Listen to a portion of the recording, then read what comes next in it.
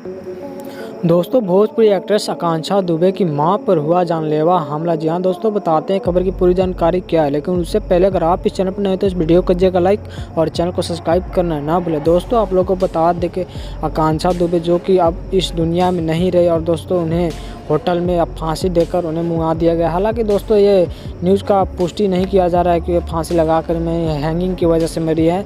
और दोस्तों मीडिया की माने तो वो लोग कहीं ना कहीं समर सिंह पर ये दाग धब्बे लगाते नजर आ रहे हैं। और दोस्तों उनकी मां भी कहीं ना कहीं समर सिंह पर केस की है और दोस्तों कहीं ना कहीं समर सिंह फंसते नजर आ रहे हैं। लेकिन दोस्तों आप लोग को बता दें कि आकांक्षा दुबे की मां जो कि इस केस में बहुत ही बड़ा अहम रोल निभा रही है। और दोस्तों आकांक्षा दुबे की मां पर ऐसी स्थिति में हमला हो गया है और दोस्तों बता दें कि काफ़ी उनकी बुरी हालत हो गई है।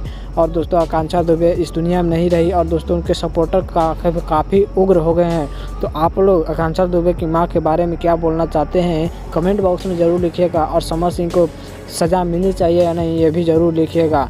और दोस्तों भोजपुरी इंडस्ट्री की ऐसी लेटेस्ट खबरों के लिए हमारे चैनल को सब्सक्राइब करना ना भूलें।